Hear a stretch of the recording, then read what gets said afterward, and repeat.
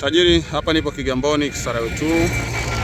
Leo nimekuja kuwatangazia eneo hili hapa. Hili eneo lina ukubwa wa eka 3, eneo kwa ajili ya viwanda. Eneo hili linauzwa kwa bei ya shilingi bilioni 3, mazungumzo yapo. Eneo limepimwa na lina hati miliki kutoka Wizara ya Ardhi. Eneo linatizama barabara mbili za mitaa. Barabara ya kwanza ni hii hapa ambayo inajengwa lami kama unavyoiona. Lakini pia barabara ya pili hii hapa. Eneo letu limepakana na kiwanda cha kebo hichi hapa. Kiwanda cha kebo ni hichi hapa. Kiwanda cha kebo, eneo ndo hili ambalo limepakana nalo. Umeona? Eneo ni kubwa sana, lina ukubwa wa eka 3, limepimwa, lina hati miliki kutoka Wizara ya Ardhi. Lakini pia lipo jirani na kiwanda cha Afyacom hichi hapa.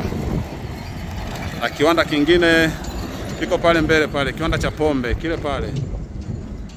Hicho hapo ni kiwanda cha pombe, lakini pia kipo jirani na uwanja wa Yanga. Huu hapa uwanja wa Yanga.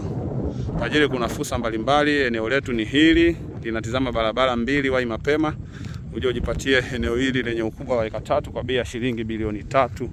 Mazungumzo yapo tajiri. Eneo halina mgogoro aina yoyote, limepimwa na lina hati miliki kutoka Wizara ya Ardhi.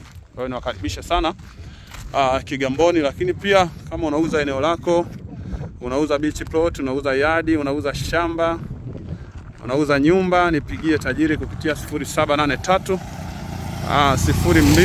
0279 94. Eneo hili hapa.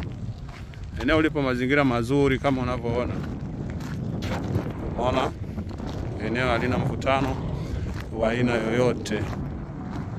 Kigamboni Kisarawe 2 ni mwendo wa kilomita 5 kutoka Kibada mpaka kufika hapa katika eneo letu. Kwa hiyo nakaribisha sana, karibuni. Asanteni sana kwa kunisikiliza.